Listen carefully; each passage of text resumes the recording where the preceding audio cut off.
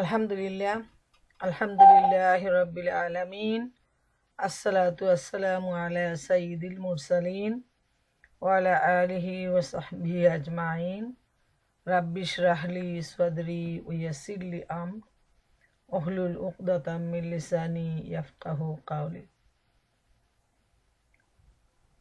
কনফারেন্সের সমস্ত মা ও বোনদেরকে আমার পক্ষ থেকে আসসালামু আলাইকুম ও রহমতুল্লাহি ওয়া বারাকাতুহু। এই সাথে আমি জানাই আপনাদেরকে নববর্ষের শুভেচ্ছা, ভালোবাসা এবং অনেক অনেক মুবারকবাদ। হয়তো অনেকে চমকে যাবেন নববর্ষ শুনে, আর যারা হিজরি সনের ব্যাপারে সচেতন তারা নিশ্চয়ই মনে রাখবেন যে আজকে হলো মুহররম মাসের প্রথম দিন, 1437 হিজরি। তাই আজকে আমি মুহররম মাসের গুরুত্ব এ নিয়ে আলোচনা করব ইনশাআল্লাহ তাআলা। আল্লাহ সুবহানাহু ওয়া তাআলা আমাকে যতটুকু তৌফিক দান করেন। আজকের আলোচনার বিষয় হলো মুহররম মাসের গুরুত্ব। নবী করিম সাল্লাল্লাহু আলাইহি ওয়াসাল্লাম যখন মক্কা থেকে মদিনায় হিজরত করেন, এরপর থেকে যে বছর গণনা শুরু হয়েছে এটাকে হিজরি সন বলে,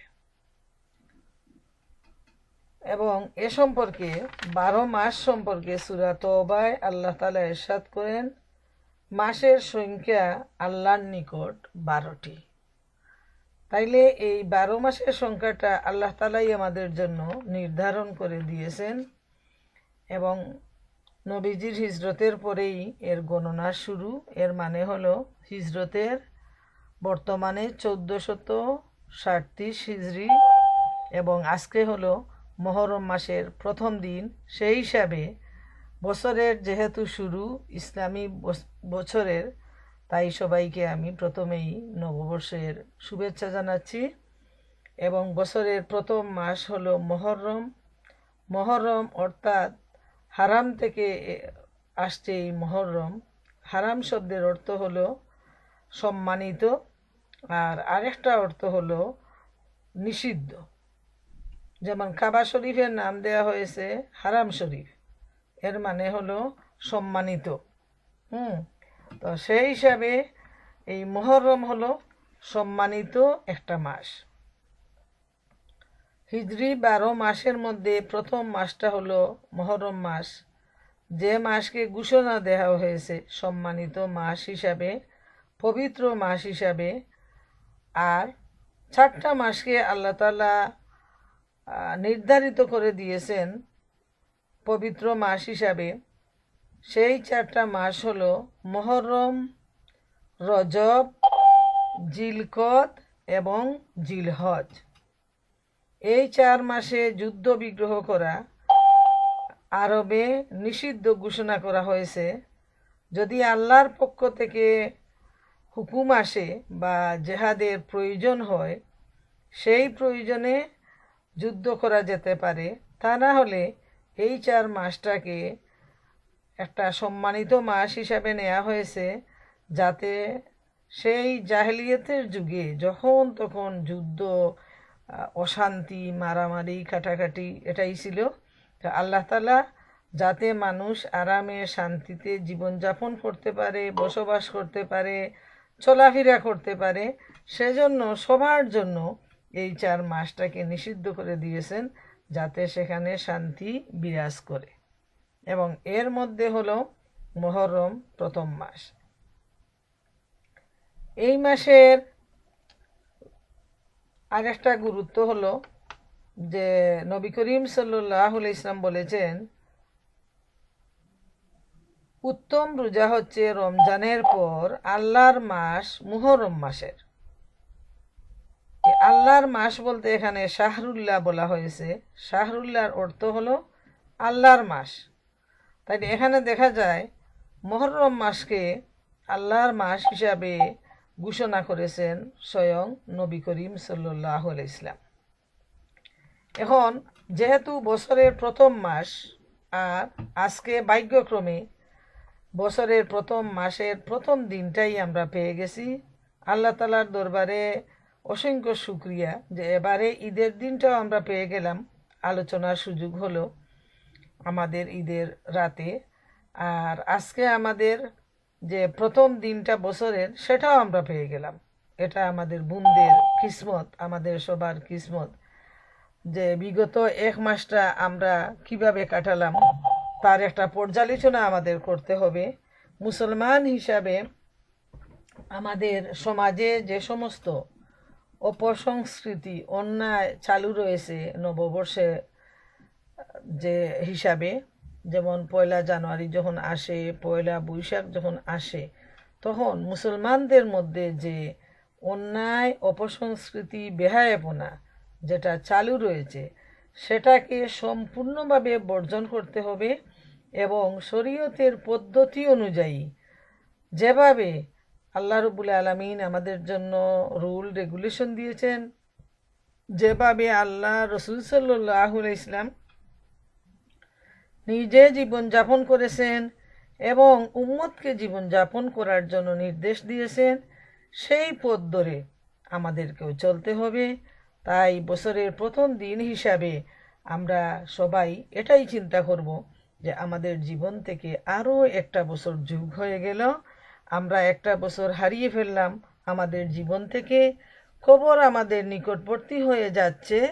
এই বছর আমরা যারা ইয়াং, যারা বয়স্ক, সবাই আমরা একটা বছর হারিয়ে ফেললাম এবং আরও এক বছর আগালাম কবরের দিকে। একজন মুসলমান হিসাবে আমাদেরকে চিন্তা করতে হবে যে এই একটা বছরের হিসাব নিকাশে আমরা কতদূর ভালো কাজ করলাম, সেজন্য আল্লাহ তালার দরবারে অন্তর থেকে শুকরিয়া আদায় করতে হবে আর আল্লাহ তালার কাছে চাইতে হবে, আল্লাহ তুমি আমাদের এই সামান্য ভালো কাজটুকু গ্রহণ করো, কবুল করো।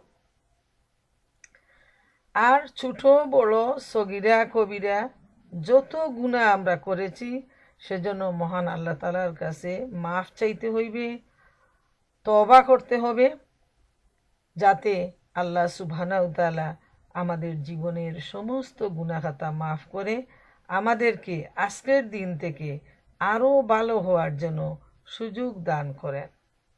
আমাদেরকে আত্মসমালোচনা করতে হবে বিগত বছরকে নিয়ে খুব ভালোভাবে পর্যালোচনার মাধ্যমে, যেভাবে বছরের সমাপ্তিতে ব্যবসায়ীরা হিসাব মিলায় বিগত বছরের যে আয় ব্যয় রোজগার, কতটুকু লাভ হয়েছে, কতটুকু লোকসান হয়েছে, কতটুকু উদ্বৃত্ত আছে, এ নিয়ে সবাই হিসাব মিলায়।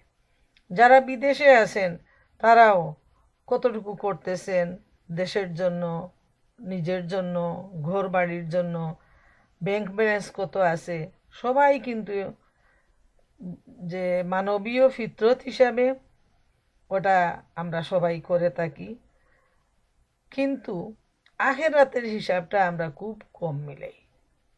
আমরা জানি দুনিয়ার জীবনটা একটা মুসাফিরখানা, আমরা এখানকার মেহমান বা মুসাফির, আসছি চলে যাব। আমরা অনেকেই আমাদের দাদা দাদি, নানা নানি, ভাই বোন, স্বামী সন্তান কত আমরা হারিয়েছি। এই জমিনের উপর থেকে জমিনের নিচে বাসস্থানটা কিন্তু অনেক বেশি মানুষের, মিলিয়ন মিলিয়ন মানুষ এ পৃথিবীতে আসছে চলে গেছে, এভাবে একদিন আমরাও চলে যাব, এটাই স্বাভাবিক। কিন্তু কখন যাব, কিভাবে যাব, কোন অবস্থায় যাব সেটা আমরা কেউ জানি না। তাই নতুন বছর শুরুতে আসুন আমরা এর একটা হিসাব মিলাই যে আমরা যেন এই বছরটা, জানি না এই বছর পূরণ করে আগামী হিজরি সন আমাদের জীবনে আসবে কিনা, আমরা কেউ জানি না, কিন্তু আজ থেকে এটাই আমরা প্রতিজ্ঞা করি যে আল্লাহ তাআলা আমাদের জীবনে নতুন একটা বছরের সূচনা করেছেন। যতদিন আমরা এই সময়টা পাব আমরা যেন সুন্দরভাবে সঠিকভাবে এই দিনটাকে, এই সময়টাকে কাজে লাগাতে পারি। আল্লাহ তাআলা আমাদের সবাইকে সেই তৌফিক দান করুন। আমাদের সবাইকে কুরআন এবং হাদিস থেকে জ্ঞান অর্জন করতে হবে। আমাদেরকে জেনে নিতে হবে কোনটা বাতিল, কোনটা হক, কোনটা ভালো, কোনটা মন্দ, কোনটা হক, কোনটা বিদাত। আমরা এর বাইরে যদি চলি তাহলে অন্ধকারে হাতড়ে মরতে হবে, বিভ্রান্তির মধ্যে ডুবে যেতে হবে। তাই কোরআনের মাধ্যমে, নবী করিম সাল্লাল্লাহু আলাইহি ওয়াসাল্লামের সুন্নাহর মাধ্যমে আমাদের জীবন চলার পথ জেনে নিতে হবে এবং এটাই হবে সঠিক পথ, একমাত্র পথ, সিরাতুল মুস্তাকিমের পথ, জান্নাতের পথ। আসুন আমরা এই মাসটা নিয়ে একটু আলোচনা করি।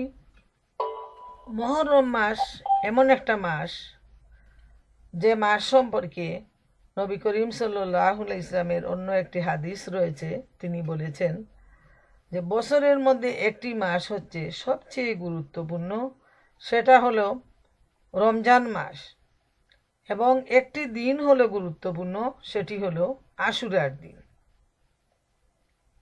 তাই রমজান মাস যেহেতু বছরের মধ্যে গুরুত্বপূর্ণ একটা মাস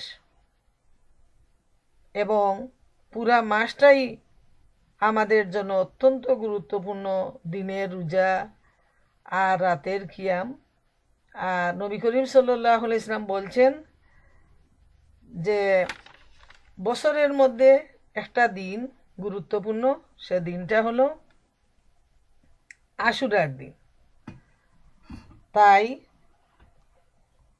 এই দিনে এবং পুরো মাসব্যাপী, যেহেতু অন্য হাদিসে আসছে যে রমজানের পর আল্লাহর মাস মুহররম মাস, তাইলে আমরা দেখি যে রমজান মাস হলো গুরুত্বপূর্ণ, আর এই হাদিসে বলা হয়েছে আল্লাহর মাস এই মুহররম মাস, এর মানে পুরা মাসটাই গুরুত্বপূর্ণ।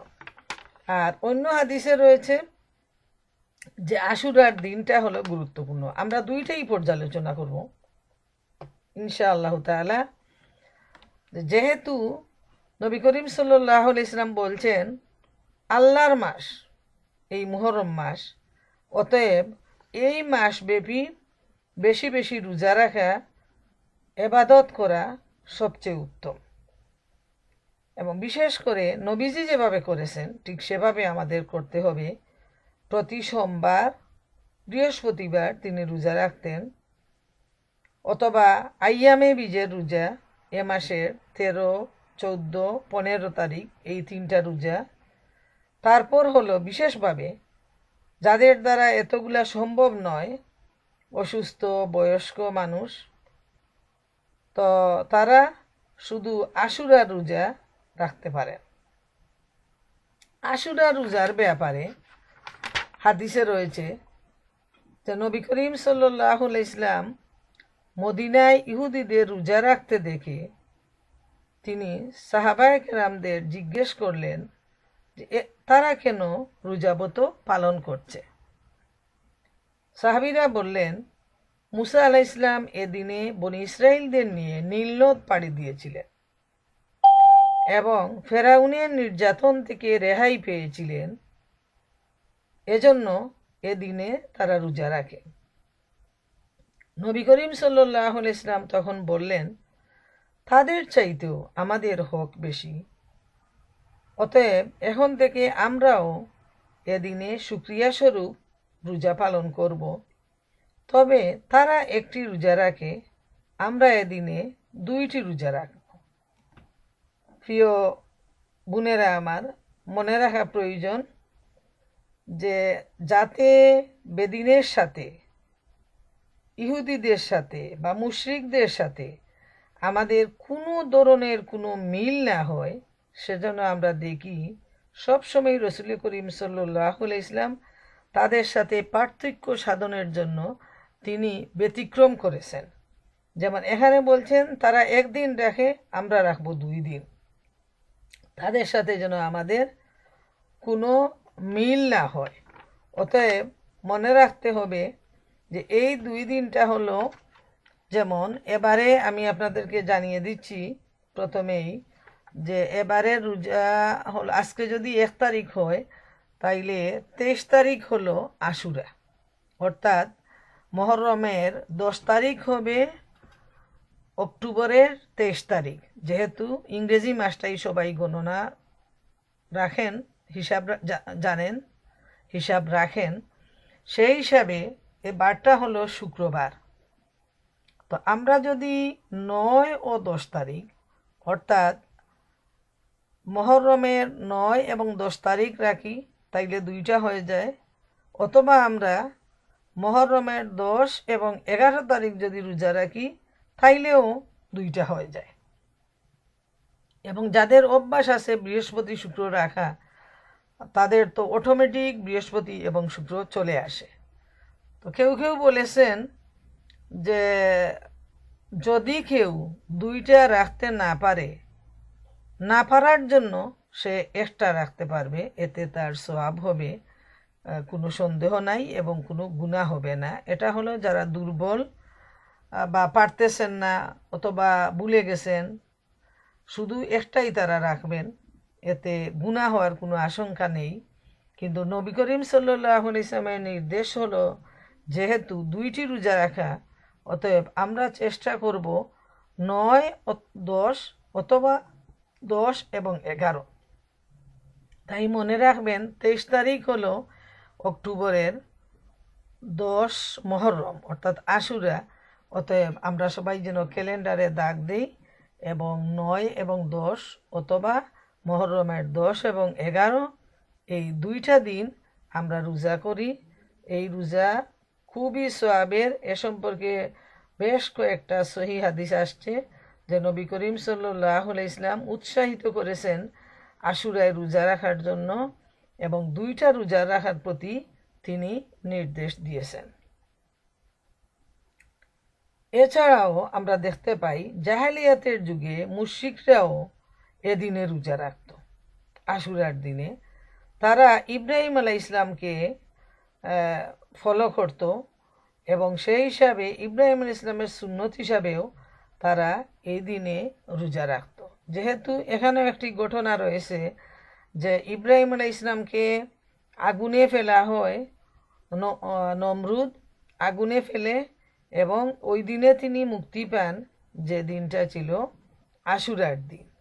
অতএব সেই হিসাবে মুশরিকরাও কিন্তু এই দিনে রোজা রাখত। আর মুসা আলাইহিস সালাম যখন নীল নদ পাড়ি দিলেন এই দিনে আশুরার দিনে, তখন তিনি শুকরিয়া স্বরূপ এই দিনটিতে তিনি রোজা রাখতেন। তাইলে আমরা দেখতে পাই যে এই দিনটার গুরুত্ব অনেক বেশি মুহররম মাসের, এবং শুধু আশুরা নয় বরং পুরো মাসব্যাপী যে না রোজা আদায় করা, তারপর এবাদত বন্দেগি করা আমাদের জন্য অত্যন্ত জরুরি। আল্লাহ রসুল সাল্লাল্লাহু আলাইহি ওয়াসাল্লাম বলেছেন যে রমজানের পর মুহররম মাসটা আল্লাহ তাআলার কাছে অত্যন্ত গুরুত্বপূর্ণ। আর সারা বছরের মধ্যে রমজানের পর অর্থাৎ রমজানে রয়েছে লাইলাতুল কদর। অতএব দিন হিসাবে আশুরার দিনটা অনেক বেশি গুরুত্বপূর্ণ। কিন্তু এর মধ্যে কিছু বিদআত রয়েছে, এটা নিয়েও একটু আলোচনা করা প্রয়োজন। যে একদল আছে যারা হকের ব্যাপারে তারা তেমন গুরুত্ব রাখে না, কোরআন এবং হাদিস থেকে কোনটা সঠিক সে ব্যাপারে তাদের কোনো মাথা ব্যথা নেই। তারা অন্ধকারের মধ্যে দিন যাপন করছে এবং কিছু ব্যক্তি পূজায় তারা নিয়োজিত রয়েছে। অতএব এই দল যখন কোনো অজ্ঞ আলেম উলামা পীর ফকির তাদেরকে কিছু নির্দেশ দেন, তখন তারা ওইগুলোর প্রতি খুব বেশি মনোযোগ দেয় এবং সেই নির্দেশ পালন করে তারা শিরকের মধ্যে লিপ্ত হয়, বিদাতের মধ্যে লিপ্ত হয়। কোরআন এবং হাদিসে কি আছে, আল্লাহর নির্দেশ কি, নবী করিম সাল্লাল্লাহু আলাইহি ওয়াসাল্লাম সে নির্দেশকে কিভাবে বাস্তবায়ন করেছেন, সেটার প্রতি তারা ভ্রুক্ষেপ না করে কোন পীর কি বলল, কোন আউলিয়া কোন দরবেশ কি বলল, সেটাকে তারা আল্লাহ এবং রসুলের চাইতেও বেশি গুরুত্ব দিয়ে তারা পাপী সাব্যস্ত হয়। এবং এভাবে তারা সমাজে এমন কিছু বেদাত প্রচলিত করেছে যেটা যুগ যুগ ধরে চলে আসছে। সাধারণ মুসলমান যারা ইসলামের ব্যাপারে যাদের তেমন কোনো জ্ঞান নেই, সমাজে যা প্রচলিত আছে সেটা নিয়েই তারা সন্তুষ্ট, তারা কিন্তু এই বেদাতি নিয়মগুলো খুব জোরে সুরে তারা পালন করে থাকে, যা শরীয়তে নয়, যা অত্যন্ত গুনাহের কাজ, পাপের কাজ। যেমন এদিনে তারা সিন্নি তুফপা বিতরণ করে। এমন কিছু এলাকা রয়েছে আমাদের দেশে যে সমস্ত এলাকায় এই দিনটাকে অত্যন্ত বেশি গুরুত্ব দেওয়া হয় এবং বাড়ি বাড়ি সিন্নি বিতরণ করা হয়, হালুয়া এবং রুটি, ওইটা হলো তাদের প্রচলন। বিশেষ করে অন্য ধরনের সিন্নি তারা এই সময় করে না। অনেকে আছে যারা খিচুড়ি রান্না করে, আবার হালুয়া আর রুটি তারা বিতরণ করে। আবার ঢাকায় তাজিয়া মিছিল বের করা হয়, একদম অনেক সাজগুজ করে তারা তাজিয়া নির্মাণ করে এবং চাকু নিয়ে তারা ওই দিনটাকে এমনভাবে উদযাপন করে যে অনেকে বুকের ভিতরে তারা চাকু মারে, রক্ত বাহির করে এবং হাই হুসেন বলে। ইসলামের যে মূল যে ভিত্তি সেখান থেকে তারা অনেক দূরে সরে যায়।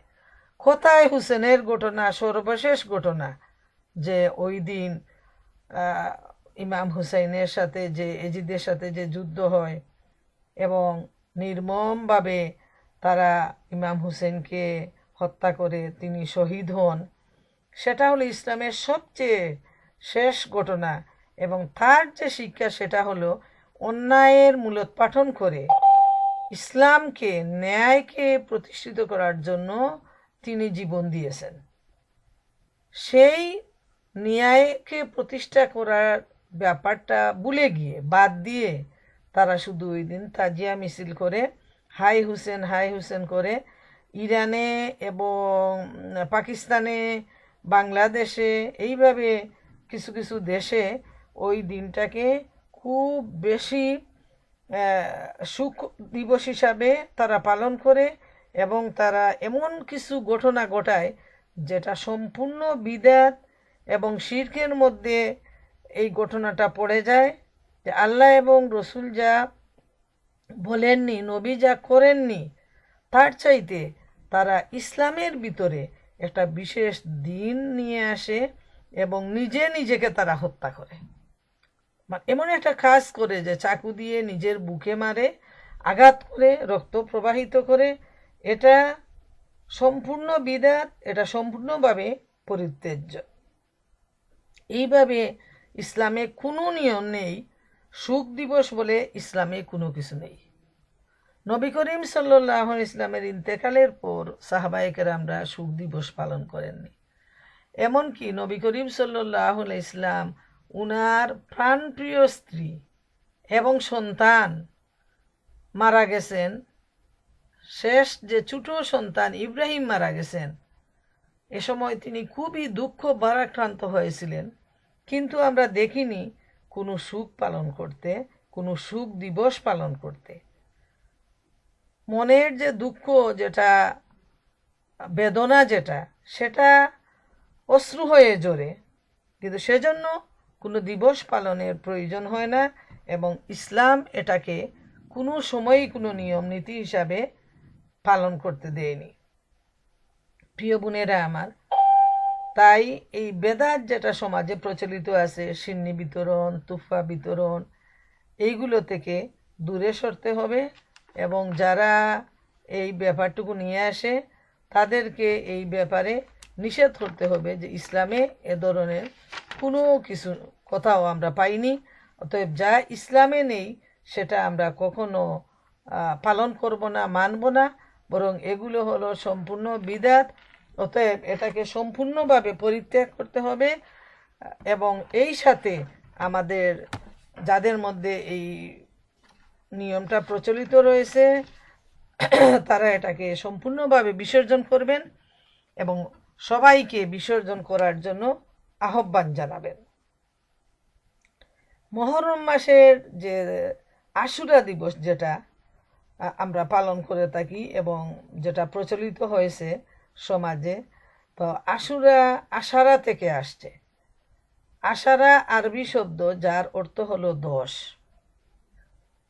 দেখবেন যারা সৌদি আরবে হজ বা উমরা পালন করতে গেছেন, দোকানদাররা ডানে বামে যারা ব্যবসায়ীরা বসে আছে তারা হাজিদেরকে ডাকবে আশারা রিয়াল বলে, খামসা রিয়াল এইভাবে তারা মানুষকে আহ্বান করে, যেটার দাম $5 এটা হলো 10 টাকা, 10 রিয়াল।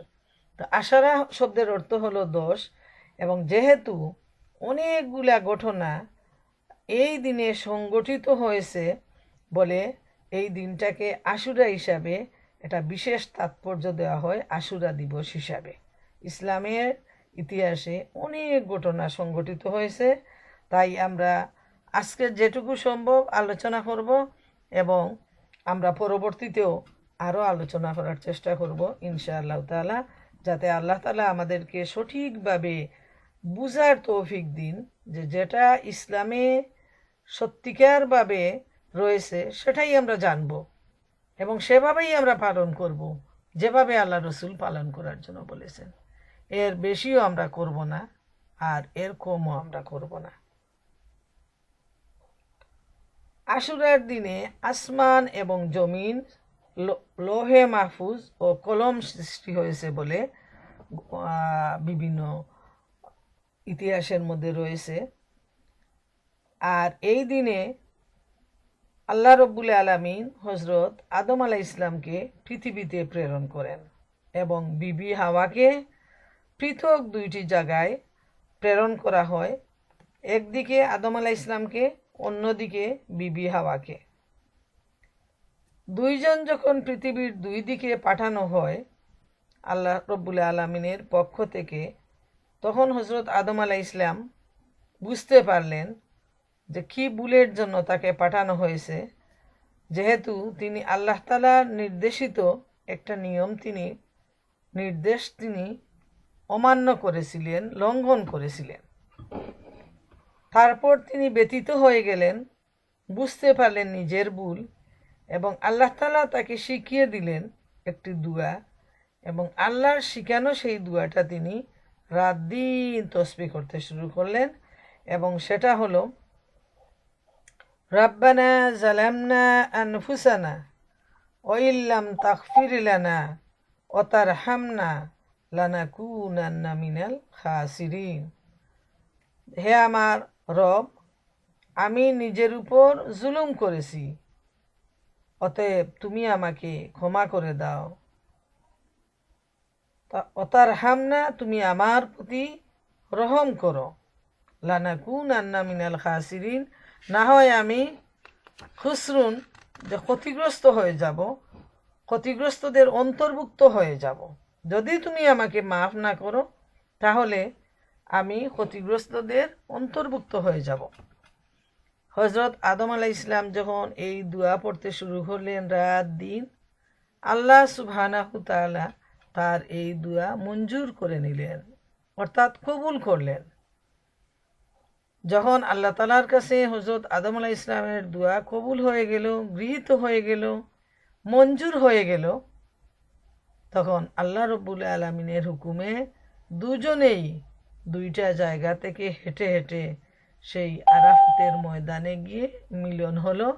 সেজন্য আরাফাতকে বলে মিলন স্থান। আল্লাহ তাআলা তাদেরকে ক্ষমা করে দিলেন, স্বামী স্ত্রীর মিলন ঘটালেন এবং আল্লাহ রব্বুল আলামিন এই তওবার উপর সন্তুষ্ট হয়ে হজরত আদম আলাইহিস ইসলামকে নবুয়ত দান করলেন। প্রিয় মা বোনেরা আমার, একটি বিষয়ে লক্ষণীয়, তওবা কী জিনিস। তওবার মাধ্যমে একদিকে মানুষের গুনাহ মাফ হয়, অন্যদিকে আল্লাহ সুবহানাহু তাআলা তওবাকারীর উপর সন্তুষ্ট হয়ে তার মর্যাদা আরও বৃদ্ধি করে দেন। হজরত আদম আলাইহিস ইসলামের এই ঘটনা থেকে আমরা দেখতে পাই যে আদম আলাইহিস ইসলামের তওবা আল্লাহ তাআলা গ্রহণ করলেন, মাফ করে দিলেন। মাফ হওয়ার বদৌলতে স্বামী স্ত্রী দুইজনকে আরাফাতের ময়দানে একত্রিত হওয়ার সুযোগ করে দিলেন এবং এই সাথে আদম আলাইহিস ইসলামকে তিনি সম্মানিত করলেন নবুয়ত দান করে। সুবহানাল্লাহ। এখান থেকে আমাদেরকে এই শিক্ষাটা নিতে হবে যে যখন বান্দা গুনাহ করে আল্লাহ তাআলা তাকে ডাকেন পরিশুদ্ধ হওয়ার জন্য, তাকে পবিত্র করার জন্য, মাফ করে দেওয়ার জন্য। এবং যখন বান্দা তওবা করে, যেভাবে তওবা করা উচিত, তাওবাতুন নসুহা, আল্লাহ তাআলা যেভাবে সূরা আত-তাহরিমে বলছেন, ইয়া আইয়ুহাল্লাযীনা আমানু তুবু ইলাল্লাহি তাওবাতান নাসুহা, হে ঈমানদারগণ তোমরা আল্লাহর সম্মুখে তওবা করো, উত্তম তওবা অর্থাৎ খাঁটি তওবা, অন্তরে মুখে আমলে এমন তওবা যে তওবার মাধ্যমে তোমাদের পূর্ববর্তী গুনাহ মাফ হয়, তোমরা পরিশুদ্ধ হও, তোমরা পবিত্র হও এবং সেই গুনার দিকে তোমরা আর ফিরে না যাও। এটার নামই হলো তওবা। যে গুনার জন্য তওবা করা হয় সেই গুনাহ যেন বারবার করা না হয়। তো আদম আলাইহিস ইসলামের এই তওবা কবুলের মাধ্যমে আল্লাহ তাআলা তার মর্যাদা বুলন্দ করে দিলেন। আমরাও যদি এভাবে তওবা করি আমাদের গুনাহের জন্য, যে তওবা আল্লাহর আরশ পর্যন্ত চলে যায়, ইনশাআল্লাহ আল্লাহ তাআলা আমাদেরকে মাফ করবেন এবং আমাদের ভবিষ্যৎ আরও সুন্দর করে দিবেন, আরও উজ্জ্বল করে দিবেন। তো এই ঘটনাটি মুহররম মাসের 10 তারিখে সংঘটিত হয়েছিল। এই জন্য এই দিনটা অত্যন্ত গুরুত্বপূর্ণ দিন। এটা এই সমস্ত ঘটনার পরিপ্রেক্ষিতে বোঝা যায় যে এই দিনটা একটা তওবা কবুলের দিন। এরপর আমরা দেখতে পাই যে ইব্রাহিম আলাইহিস সালাম নমরুদের অগ্নিকুণ্ড থেকে এদিনে পরিত্রাণ লাভ করেন। যখন তাকে আগুনে ফেলা হয় তখন ফেরেশতা এসে তাকে আহ্বান করেন আর বলেন যে আপনি বলেন, তাহলে আমরা আপনাকে রক্ষা করব। তিনি বললেন যে আল্লাহর হুকুমে আমি এখানে আছি, সেই আল্লাহই আমাকে দেখতেছেন। তখন আল্লাহর পক্ষ থেকে হুকুম আসে আগুনের প্রতি, ইয়া নারু কুনি বারদাও ওয়া সালামুন আলা ইব্রাহিম, হে আগুন তুমি ইব্রাহিমের জন্য শান্তিদায়ক সুশীতল হয়ে যাও। সুবহানাল্লাহ। আগুন আল্লাহর হুকুম, প্রতিটা জিনিস হলো আল্লাহর হুকুম, আল্লাহর নির্দেশ। আগুনের যে দাহিকা শক্তি, জ্বালানোর যে ক্ষমতাটা, সেটা হলো আল্লাহর হুকুম। পানি নিবানোর ক্ষমতা, সেটা হলো আল্লাহর হুকুম। আল্লাহর হুকুমেই আগুন জ্বলে, আগুন জ্বালায় সব কিছুকে। আল্লাহ তাআলা এখানে আগুনকে হুকুম করে দিলেন যে তুমি তোমার যে জালিকা শক্তি আছে, দাহন শক্তি আছে, সেটাকে তুমি শান্তিপূর্ণ অবস্থায় নিয়ে আসো। সাথে সাথে আগুন আগুনের জায়গায় থাকলো। লোকজন চোখে দেখলো আগুন জ্বলতেছে। নমরুদ খুব উঁচু চূড়ায় তার জন্য একটা সিংহাসন তৈরি করেছিল, যাতে সেখানে বসে বসে সে মজা উপলব্ধি করতে পারে। ফেরাউন নমরুদ অগ্নিকুণ্ডে স্থাপন করে ইব্রাহিম আলাইহিস সালামকে সেখানে ফেলার নির্দেশ দিয়ে সেই সিংহাসনে চড়ে বসে, যাতে উপর থেকে সে দেখতে পায় ইব্রাহিম আলাইহিস সালাম কীভাবে আগুনে জ্বলছেন এবং সে যেন মজা উপলব্ধি করতে পারে। আর অন্যদিকে আল্লাহ রব্বুল আলামিন কি করলেন, আগুনকে তিনি আরামদায়ক করে দিলেন ইব্রাহিম আলাইহিস সালামের জন্য। অথচ নমরুদ আর তার দলবল, তার শয়তান অনুসারীরা সবাই দেখতে পেল এই আগুনের মধ্যে তিনি খুব সুন্দরভাবে চলাফেরা করতেছেন। তার জন্য সেটা ফুলের বাগান হয়ে গেল। তারা তো অবাক হয়ে গেল যে কি ব্যাপার। আমরা এত ভীষণভাবে আগুনকে জ্বালালাম, প্রজ্বলিত করলাম, আর সেখানে কিনা ইব্রাহিম আরামদায়ক অবস্থায় ঘোরাফেরা করতেছে, বিচরণ করতেছে। সুবহান আল্লাহ। এই হলো আল্লাহ শক্তি। আল্লাহ হচ্ছেন সর্বশক্তিমান, তিনি হচ্ছেন সমস্ত ক্ষমতার অধিকারী, আমরা এখান থেকে দেখতে পাই। এবং সেজন্য মুশরিকরাও ইব্রাহিম আলাইহিস সালামকে মানত, তারা এ দিনটা রোজা রাখতো বলে সেখানকার লোকজন দেখেছেন। এবং নবী করিম সাল্লাল্লাহু আলাইহি ইসলামও নাকি তাদের দেখা, তারা কেন রোজা রাখে সেটা শুনে তিনিও এই ভালো কাজে আমল করেছেন। সুবহানাল্লাহ। তারপরে আমরা জানতে পারি যে নূহ আলাইহিস ইসলামের জাতি, তারা কিন্তু খুব বেশি অপদার্থ ছিল, খুব বেশি পাপী ছিল। দীর্ঘ ৯৫০ বছর তাদের কাছে দাওয়াত দেওয়ার পরও তারা অল্প সংখ্যক, কোনো কোনো মতান্তরে রয়েছে ৭০ জন, কোনো কোনো মতান্তরে রয়েছে যে ৮০ জন, এইভাবে, অর্থাৎ খুব অল্প সংখ্যক লোক তখন ঈমান গ্রহণ করেছিল, নূহ আলাইহিস ইসলামের সাথী হয়েছিল। আর বাকিরা ছিল বাকিরা ছিল কাফের। এবং যখন দীর্ঘ ৯৫০ বছর তিনি দাওয়াত দিয়ে দেখলেন যে এখানকার কোনো লোকই ইসলামের দিকে আসতেছে না, তখন তিনি আল্লাহ তাআলার কাছে দোয়া করলেন যে এই জমিনে আর কোনো, যারা জন্ম নিবে এরা সবাই জালেম, এরা সবাই কাফির, এখানে কোনো ভালো মানুষ জন্মাবে না। অতএব হে আল্লাহ, তুমি এদেরকে পাকড়াও করো, তুমি এদেরকে শাস্তি দাও। আল্লাহ তাআলা তার নবীর দোয়া মঞ্জুর করলেন এবং নবীকে নির্দেশ দিলেন তিনি যেন একটি নৌকা তৈরি করেন। তখন নূহ আলাইহিস সালাম যখন একটা নৌকা তৈরি করলেন, কাফেররা চতুর্দিক থেকে এমনভাবে হাসাহাসি কৌতুক করা শুরু করলো যে এতদিন আমরা তাকে পাগল বলতাম, এখন আসলেই দেখছি সত্যিই তার মাথায় দোষ ধরেছে, সে তো একটা বদ্ধ পাগল। পাগল না হলে কি এই মরুর বুকে কেউ নৌকা তৈরি করে?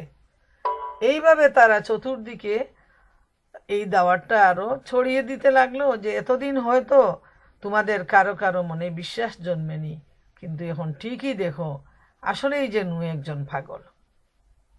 যখন নূহ আলাইহিস ইসলামের নৌকা তৈরি করা শেষ হয়ে গেল, পরিপূর্ণ একটা নৌকা হলো, তখন ওরা সবাইকে বলতে শুরু করলো যে এখন তোরা ওইখানে গিয়ে পায়খানা কর, মল নিষ্কাশন কর। তাদের যে জেলাসি, যেটা নবীর প্রতি তাদের যে আক্রোশ, সেই আক্রোশ নিবারণের জন্য, আল্লাহ রসুলকে নির্যাতনের জন্য, তারা বেইজ্জত করার জন্য তারা উঠে পড়ে লাগলো। এবং তাদের পুরা জাতির লোকজন, জোয়ান বুড়ো সবাই এসে সেই নৌকায় মল নিষ্কাশন করতে শুরু করলো। এভাবে একদিন একজন অন্ধ ব্যক্তি, সেও যখন শুনল, তখন তার জেদটাও সে ধরে রাখতে পারলো না, সেও ছুটে আসলো নূহ আলাইহিস ইসলামের নৌকায় মল ত্যাগ করার জন্য। এবং সে তো চোখে দেখে না, সেই হিসাবে সে নৌকার মধ্যে, মলের মধ্যে ডুবে গেল। এটা হলো আল্লাহর একটা বিশেষ কেরামতি। ডুবে যাওয়ার সাথে তার চোখের মধ্যে যখন মল লাগলো, আল্লাহ তাআলা এমন একটা মিরাকুল দিয়ে দিলেন ওই মলের মধ্যে, তার চোখটা ভালো হয়ে গেল। সেই চির অন্ধ এখন সে একেবারে ভালো হয়ে গেল। লোকজন বলা বলি শুরু হলো, কি ব্যাপার, এই অন্ধ লোকটা কিভাবে ভালো হলো? যখন জানাজানি হয়ে গেল নূহ আলাইহিস ইসলামের নৌকার মল থেকে তার ওই আরোগ্যটা হয়েছে, তখন তো ধুম পড়ে গেল পুরা এলাকার মধ্যে। সবাই যার যার হাঁড়ি পাতিল বালতি জগ নিয়ে আসলো ওই মল নিয়ে যাওয়ার জন্য একটা মেডিসিন হিসাবে। এইভাবে যারা মল ত্যাগ করে নৌকাটাকে নোংরা করে দিল, আল্লাহ সুবহানাহু ওয়া তাআলা তাদের মাধ্যমে সেই নৌকাটাকে পরিচ্ছন্ন করে দিলেন। এমনকি শেষ পর্যন্ত তারা পানি দিয়ে ধুয়ে মুছে ওই পানিটাও তারা নিতে শুরু করলো এবং তাদের হাতে নৌকাটা একেবারেই পরিচ্ছন্ন হয়ে গেল। এবং শেষ পর্যন্ত আল্লাহর হুকুমে ঝড় আসলো, মাটির থেকে, চুলা থেকে, জমিন থেকে পানি বের হয়ে আসলো, উপরের থেকে বর্ষণ শুরু হলো, নিচ থেকে প্লাবন শুরু হলো এবং নূহ আলাইহিস সালামের পুরা জাতির লোকজন সেই বন্যায় ধ্বংস হয়ে গেল। সুবহানাল্লাহ। আর আল্লাহ রব্বুল আলামিন নূহ আলাইহিস সালামকে নির্দেশ দিলেন যে যারা নূহ আলাইহিস সালামের অনুসারী, যারা ঈমান গ্রহণ করেছে, নূহ আলাইহিস সালামকে অনুসরণ করেছে, তাদেরকে যেন তিনি নৌকায় নিয়ে নেন এবং প্রাণীকুলের এক একটা জোড়া তিনি যেন নৌকায় উঠায় নেন। আল্লাহর হুকুম অনুযায়ী তিনি সমস্ত ঈমানদারদেরকে নৌকায় উঠায় নিলেন, প্রাণীকুলের জোড়া জোড়াও তিনি উঠায় নিলেন এবং যখন প্লাবন শুরু হলো তখন নৌকা অটোমেটিক ভাসতে শুরু করলো এই ঢেউয়ের মধ্যে। আর নূহ আলাইহিস সালাম পড়লেন বিসমিল্লাহি মাজরিহা ও মুরসাহা ইন্না রাব্বি লা গফুরুর রাহিম। এই দোয়া পড়ে তিনি নৌকার উপর আরোহণ করলেন ঈমানদারদেরকে নিয়ে এবং নৌকা আল্লাহর কুদরতে চলতে শুরু করলো। সুবহানাল্লাহ। মনে রাখা প্রয়োজন যে এই নৌকার মধ্যে একজন ঈমানদার মহিলাও ছিলেন। সুবহানাল্লাহ। পৃথিবীর যেখানে যে ঘটনা সংঘটিত হয়েছে শুরু থেকে সবসময় আমরা দেখি কল্যাণের দিকে মহিলারা কোনো সময় পিছিয়ে নেই। এই অল্প সংখ্যক মানুষের মধ্যে একজন মহিলা ছিলেন যিনি ছিলেন ঈমানদার। অতএব আমি আমার মা বোনদেরকে বলবো আমরা যেন কল্যাণের কাজে কখনো পিছিয়ে না থাকি, আমরাও যেন সামনে এগিয়ে আসি সব সময় সর্বাবস্থায়।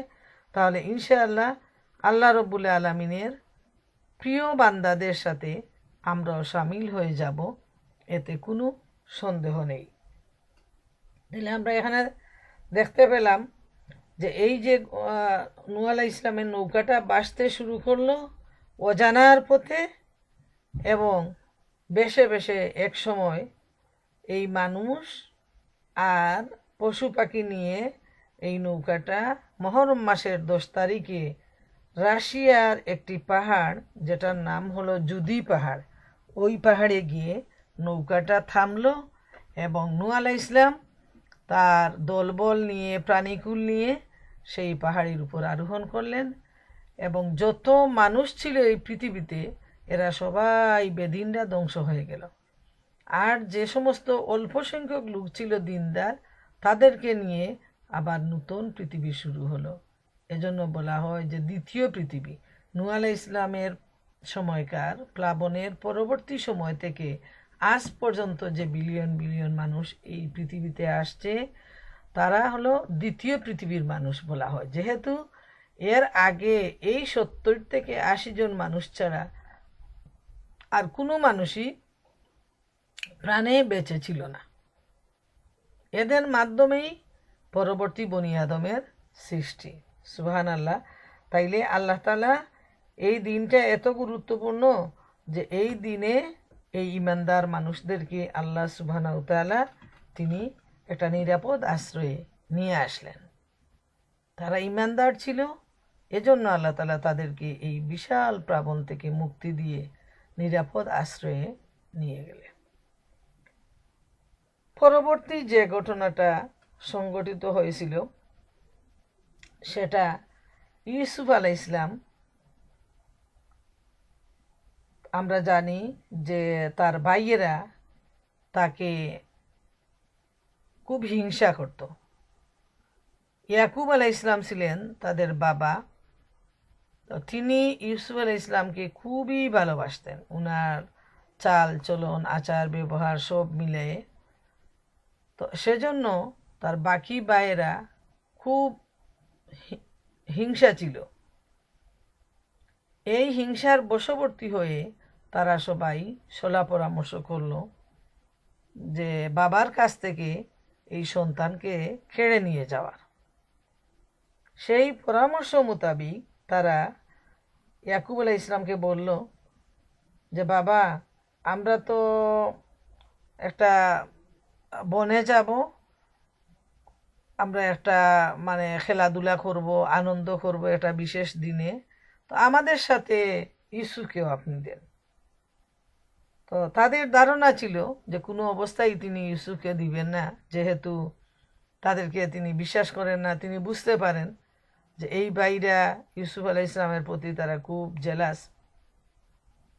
এখন তারা বলে যে আপনি তো দিবেন না, আমরা জানি, আপনি আমাদেরকে বিশ্বাস করেন না, আপনি ইউসুফের প্রতি অতিরিক্ত স্নেহপরায়ণ, কিন্তু আমরা আপনাকে বলছি আপনি বিশ্বাস করুন আমাদেরকে, আমরা সবাই মিলে তাকে খুব ভালোভাবে দেখাশোনা করব, আমাদের সাথে সে একটু খেলাধুলা করবে, আনন্দ করবে, এবং ঠিকই আমরা সন্ধ্যার সময় তাকে ফিরিয়ে নিয়ে আসব।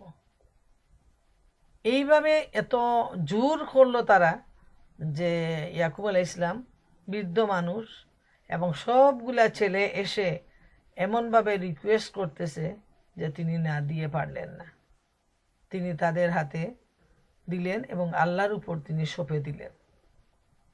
ওরা নিয়ে আসলো একটা গভীর জঙ্গলে এবং তাদের পরিকল্পনা অনুযায়ী তারা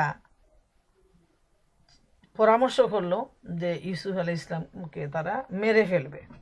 তখন তাদের বড় ভাই যিনি, তিনি ছিলেন ভালো সৎ, তো তিনি বললেন যে এই কাজটা কোনো অবস্থায় ঠিক নয়, একেবারে আন্দাজে তোমরা কেন হত্যা করবে আর এই পাপই হবে, বরং এক কাজ করো, যে এখানে একটা কূপ রয়েছে, মরা কূপ, এর ভিতরে কোনো পানি নেই, তো ওই কূপের মধ্যে তাকে ফেলে দাও, হয়তো বা কোনো ব্যবসায়ী কাফেলা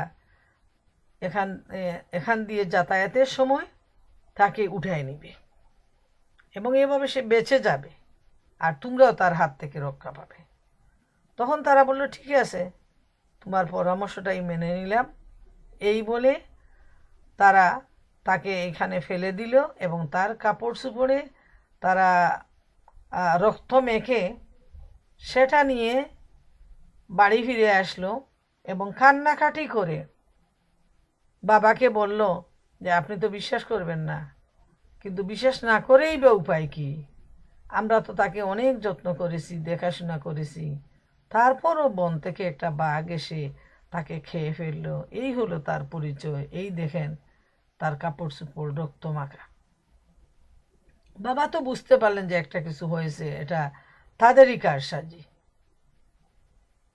তিনি আল্লাহর কাছে সবর করলেন, সেটাকে বলা হয় যে কুরআনের ভাষায় সবরে জামিল, উত্তম সবর,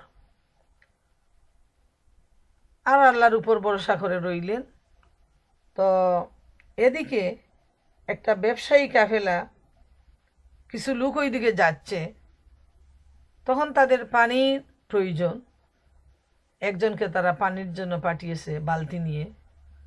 তো তাদের ওই লোকটা যখন বালতিটা কূপের ভিতর ঢালছে, তখন আল্লাহ তাআলার মেহেরবানিতে তিনি ইউসুফ আলাইহিস সালামকে বাঁচাবেন, নবুয়ত দান করবেন, উনার মাধ্যমে দুনিয়ার কল্যাণ সাধন হবে, সেই হিসাবে তিনি বাঁচাবেন যেভাবেই হোক। তখন ইউসুফ আলাইহিস সালাম বালক, তিনি ওই বালতির ভিতর বসেছেন, আর ওই লোকটা যখন উঠাইছে দেখে এত সুন্দর টুকটুকে একটা যুবক, কিশোর, সে তো আনন্দে আত্মহারা, পানির বদলে একটা মানুষ সে পেয়েছে। তখন দৌড়ায় সে নিয়ে গেছে তার সাথীদের সাথে, ওরাও খুব খুশি যে এই ছেলেটাকে বিক্রি করলে একটা পয়সা আসবে আমাদের কাছে। তখন তারা নিয়ে গেল মিশরে, এবং সেখানে মিশরের যিনি প্রাইম মিনিস্টার খুব সম্ভব, তো উনার কাছে তারা বিক্রি করে ফেলল এবং অল্প একটা মূল্য পেয়ে তারা সন্তুষ্ট হইল। আর তিনি খুশি হয়ে, তাদের সন্তান ছিল না, তাকে নিয়ে তার স্ত্রীকে বললেন যে তুমি একে লালন পালন করো, ভবিষ্যতে সে হয়তো আমাদের সন্তানের কাজ করবে। এবং সে দিনটা ছিল আশুরার দিন। আবার আমরা দেখতে পাই ইয়াকুব আলাইহিস ইসলাম দীর্ঘদিন ইউসুফ আলাইহিস ইসলামের জন্য কান্নাকাটি করতেছেন, অপেক্ষায় আছেন। যেহেতু তিনি নবী, তার বিশ্বাস যে ছেলে এখনো বেঁচে আছে এবং হয়তো একদিন আল্লাহ তালা ছেলের সাথে আমাকে সাক্ষাৎ করাবেন। এইভাবে দীর্ঘ 40 বছর চলে গেল তার জীবনে, কিন্তু তিনি ইউসুফ আলাইহিস ইসলামের অপেক্ষায় বসে রইলেন। এবং 40 বছর পর এই আশুরার দিনে, মহরমের 10 তারিখ, বাবা এবং ছেলের সাথে সাক্ষাৎ হয়। সেটাও আরও অনেক দীর্ঘ ঘটনা। কুরআনে যার বর্ণনা আসছে যে কিভাবে ইউসুফ আলাইহিস ইসলাম শেষ পর্যন্ত যে মিশরের দায়িত্ব আসলো তার হাতে, এবং আশেপাশের দেশগুলো ছিল খুব দুর্ভিক্ষ পীড়িত। ইয়াকুব আলাইহিস ইসলাম তার ছেলেদেরকে পাঠালেন সেই এলাকায়। ওরা বলল যে ওইখানে একটা মিশরে মানুষকে অল্প দামে খাবার দেয়া হচ্ছে। তারা আসলো এবং শেষ পর্যন্ত ইউসুফ আলাইহিস ইসলাম তো বুঝে নিলেন এরা তার ভাই, এবং তিনি বলে দিলেন যে তোমাদের যে আরেকটা ভাই আছে তাকে নিয়ে আসো। এইভাবে আরও অনেক বড় একটা স্টোরি আছে এর ভিতরে। তো যাই হোক, এখন তো সেগুলো বলার সময় নেই। তো 40 বছর পর ইয়াকুব আলাইহিস ইসলাম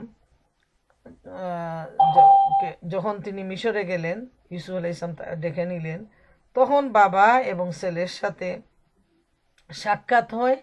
এবং সে দিনটা ছিল মহরম মাসের 10 তারিখ। আর ইয়াকুব আলাইহিস আরেকটা ঘটনা হলো যে ইয়াকুব আলাইহিস ইসলাম কান্নাকাটি করে করে এবং বয়সের বারে তিনি কিন্তু অন্ধ হয়ে গিয়েছিলেন। এবং ইউসুফ আলাইহিস ইসলাম তার একটা শার্ট তার ভাইদের হাতে দিয়ে বলেছিলেন যে তুমি ওই শার্টটা তোমার বাবার কাছে দিও। যখন তারা বাড়ি ফিরবে তখন তিনি শুধু বলতেছেন আমি যেন ইউসুফের ঘ্রাণ পাচ্ছি, আমি যেন ইউসুফের ঘ্রাণ পাচ্ছি। তখন বাড়ির লোকজন বলতেছে যে এখন তো তুমি বদ্ধ পাগল হয়ে গেছো, কবে না কবে ইউসুফ মারা গেছে, আর দীর্ঘ 30-40 বছর হয়ে গেল, তুমি এখন কিভাবে বলো যে তুমি ইউসুফের ঘ্রাণ পাচ্ছ? আর উনি বিশ্বাসই করতে পারতেছে না। উনি বলেন যে না, দেখবে তোমরা, আমি ইউসুফের ঘ্রাণ পাচ্ছি। বাইরে যখন গেল ইউসুফের ঘটনা বর্ণনা করলো আর এই জামাটা দিল। ওই জামাটা যখন তিনি চোখে মুখে ঘষলেন, সাথে সাথে তার সেই অন্ধ চোখে আলো ভেসে উঠল এবং তিনি দুনিয়ার আলো দেখতে পারলেন। এবং সে দিনটাও ছিল ওই আশুরার দিন। সুবহানাল্লাহ। এবং আরও অনেক কিছু ঘটনা সংঘটিত হয়েছে। ইনশাআল্লাহ আগামী দিন আমরা আগামী সপ্তাহে বাকি ঘটনাগুলো বলার চেষ্টা করব। আজকে যেহেতু আমাদের সময় প্রায় শেষ হয়ে আসছে, প্রায় 1 ঘন্টা হয়ে গেছে বলতে বলতে, তো আমি আমার বোনদের কাছে বলবো জীবন এভাবেই শেষ হয়ে আসে। আমরা প্রতীক্ষায় আছি আজকের এই দিনের সবাই, আমার মা বোনেরা। কিন্তু এই একটা ঘটনা বলতে বলতেই আমাদের আজকের দিনের এই সময়টা শেষ হয়ে গেল, ফুরিয়ে গেল। এভাবেই আমাদের জীবনের সময়ও একদিন ফুরিয়ে যাবে এবং আমরা অনন্ত অসীম জীবনের পথে যাত্রা করব। প্রিয় মা বোনেরা আমার, আজকের এই নববর্ষে, বছরের প্রথম দিনে আমরা আল্লাহ তাআলার কাছে এই দোয়া করব এবং আত্মপর্যালোচনা করব। আমাদের জীবনের একটা বছর ঝরে গেল, আমাদের বয়সটা আরও বৃদ্ধি পেয়ে গেল এবং খবর আমাদের নিকটবর্তী হয়ে গেল। আমরা কি করলাম, কি পেলাম, আমরা কি হারালাম?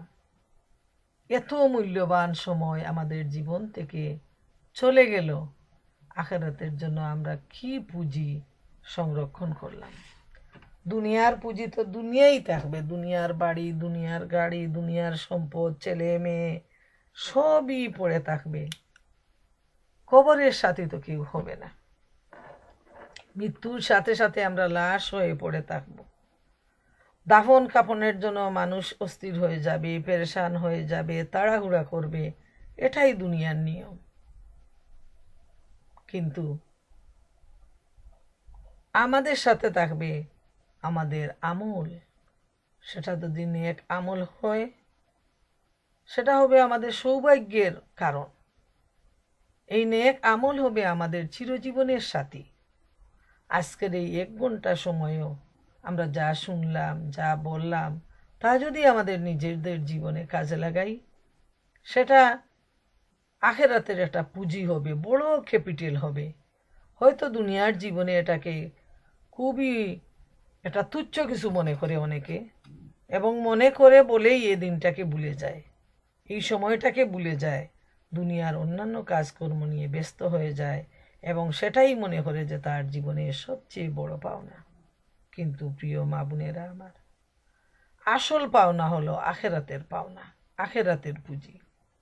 দুনিয়ার সব কিছু দুনিয়ায় পড়ে থাকবে, যারা বেঁচে থাকবে তারাই সেটা নিয়ে কাক চিলের মতো টানাটানি করবে। এমনকি সম্পদের জন্য মানুষ নিজের আপনজনকে হত্যা করে ফেলে। আমি যখন আলবেনিতে গেলাম, একজন বোন বলছেন তার জীবনের কাহিনী। তিনি নিশ্চয়ই এই লাইনে আছেন যে তার বিরাট সম্পত্তি ছিল তার স্বামীর, কিন্তু স্বামী মারা যাওয়ার পর ছেলে যখন 14-15 বছরে পদার্পণ করলো, তখন তার চাচা গুলি করে সেই নিষ্পাপ ছেলেটাকে, কিশোর ছেলেটাকে মেরে ফেলল, শুধুমাত্র সম্পদের লোভে পড়ে।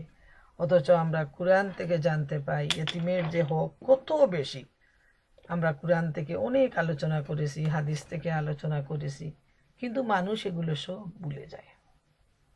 মানুষ দুনিয়ার জন্য পাগল হয়ে এর পিছনে দৌড়াতে থাকে। অথচ আল্লাহ তাআলা বলেন, ওমাল হায়াতুদ দুনিয়া ইল্লা মাতাউল গুরুর। আখিরাতের তুলনায় দুনিয়ার জীবন তো একটা খেল তামাশা মাত্র। আর আল্লাহ তাআলা অন্য আয়াতে বলেন, ইকতারাবা লিন-নাসি হিসাবুহুম ওয়া হুম ফি গাফলাতিন মুরিদুন। লোকদের হিসাব নিকাশের সময় আসন্ন, অথচ তারা চরম গাফলাতির মধ্যে রয়েছে।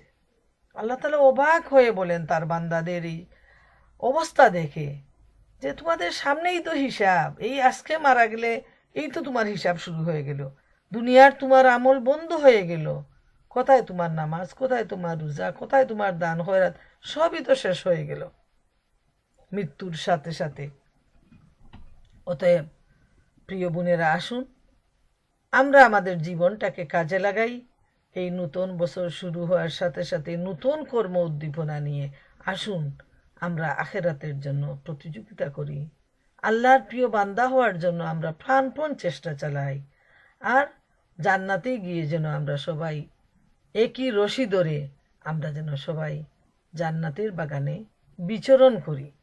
আল্লাহ তাআলা আমাদের সবাইকে তৌফিক দিন, যেন জান্নাতে আপনাদের আমাদের সবার দেখা হয়। ও আখিরুদ দাওয়ানা আনিল হামদুলিল্লাহি রাব্বিল আলামিন।